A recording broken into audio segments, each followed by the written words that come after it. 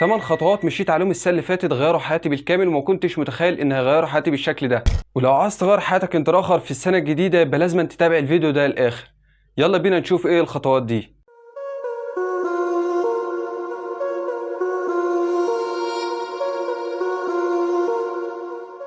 السلام عليكم ورحمة الله وبركاته. في الفيديو ده هنتعرف على 8 خطوات هيغيروا حياتك في السنة الجديدة لو انت عاوز تغير من نفسك. يلا بينا نشوف ايه هي الخطوات دي. اول خطوة معانا انك تدور على الحاجة اللي بتضيع وقتك كتير في اليوم، انك تعرف ايه السبب اللي بيخليك تضيع وقت عشان ما تعرفش تذاكر او عشان ما تعرفش تعمل انتاج قوي في اليوم. انا بالنسبة لي كان بيضيع وقت السوشيال ميديا وقلة التركيز في الحاجة اللي انا بعملها. يعني ممكن تلاقي نفسك بتذاكر في حاجة بس دماغك في حاجة تانية، او متشتت في التليفون اللي معاك، او كل شوية يجيلك رسالة على التليفون فتتشتت ويحصل لك تشتت من دماغك انك ما تعرفش تعمل فوكس او تركز على الحاجة اللي انت بتعملها. فاول حاجه انك تدور على حل بتضيع وقتك في اليوم، بعد كده تبعد الحاجه دي عشان تعرف تركز في الحاجه اللي بتعملها. ودي من اهم الخطوات اللي لازم تاخدها في السنه الجديده او تبدا بيها السنه الجديده. تكون قبل ما تبدا في السنه انك تشوف ايه الحاجه اللي بتضيع وقتك كتير او بتخليك تتشتت وتضيع وقتك، وتشيلها من يومك بس تبدلها بحاجه تانية. وتاني حاجة لازم تتعرف عليها وهي التخطيط.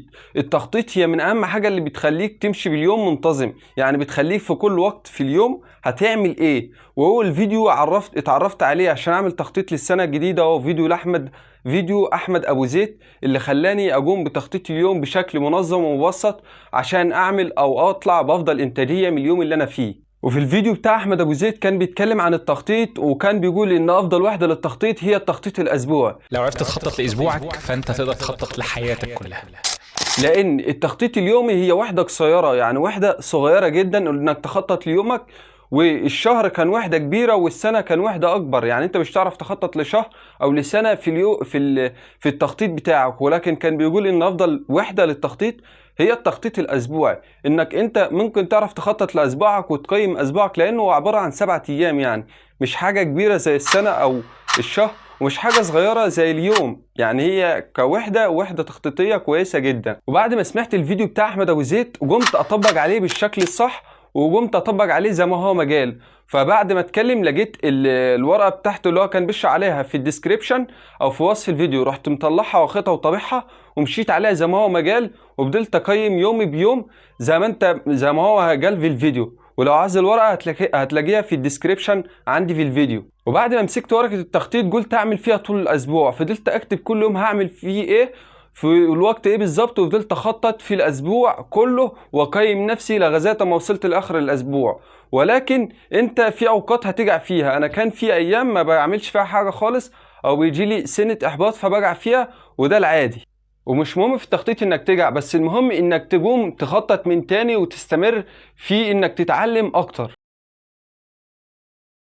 وبعد ما خططت الاسبوعي فكرت ان اسمع بودكاستات، واحط كل يوم لو هسمع بودكاست واحد عشان يطور من حياتي، واسمع الناس اللي طوروا حياتهم واطور من حياتي انا اخر.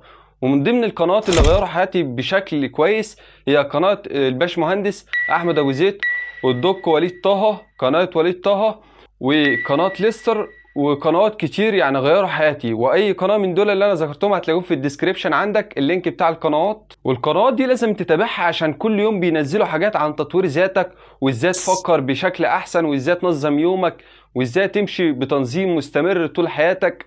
ومن ضمن الحاجات انك ما يخلكش تقف، يعني في فيديوهات تخاطبك اللي انت لو وقفت او ما عرفتش تكمل الجدول او ما عرفتش تمشي بتنظيم معين بيخليك تتحمس انك تبدأ من تاني وتذاكر وتفضل تجتهد لغاية اما توصل لدرجة حلوة انت حاببها في يومك او في حياتك او في الوقت اللي انت ماشي فيه.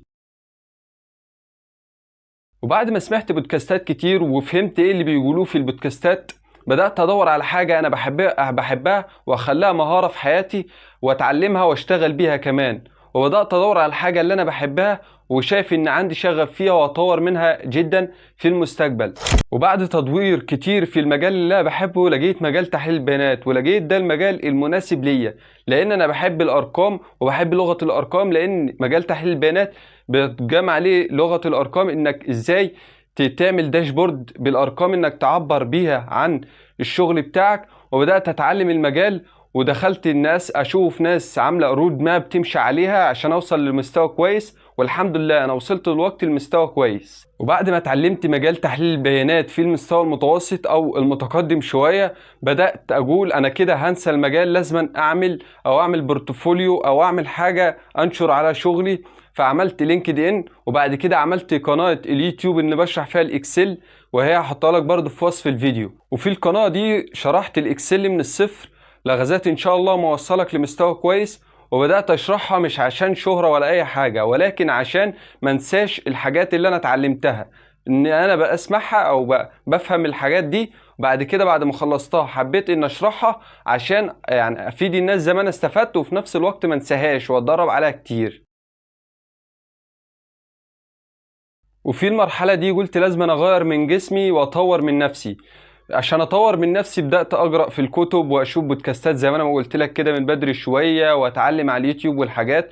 وعشان اغير من جسمي بدأت اروح الجيم واتعامل مع المدربين واشوف ايه التكنيك الصح للتمرين، واشوف ايه العضلة اللي بتستفاد اكتر من اني تمرين وكده.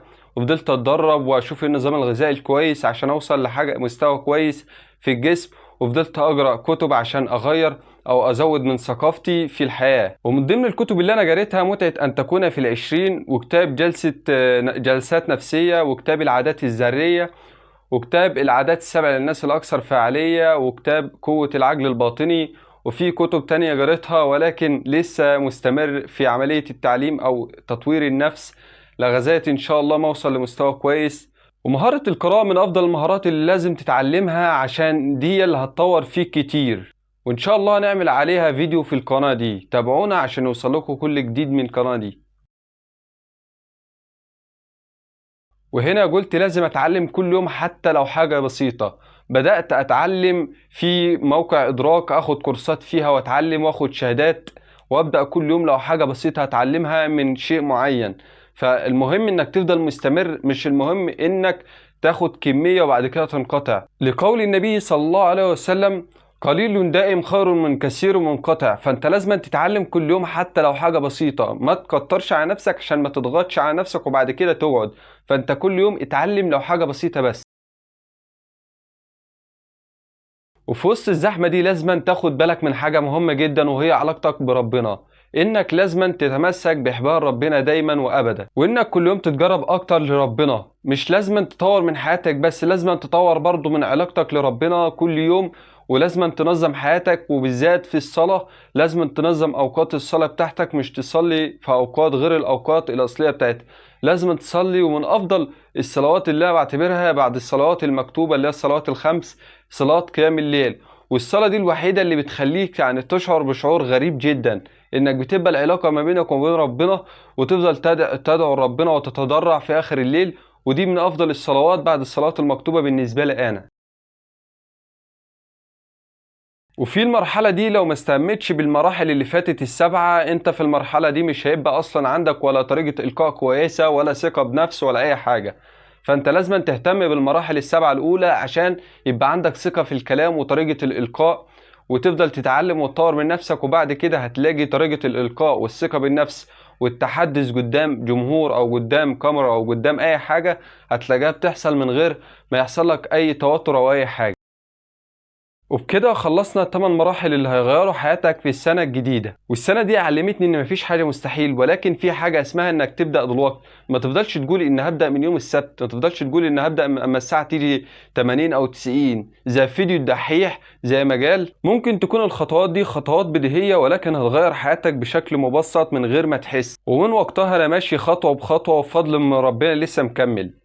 ولو عجبك الشرح ما تنساش تعمل سبسكرايب للقناة، وانزل اكتب في التعليقات ايه اللي انت عاوزه او ايه الموضوع اللي انت عاوزه الفيديو الجاي. ولو عجبك الفيديو ما تنساش تعمل لايك. سلام.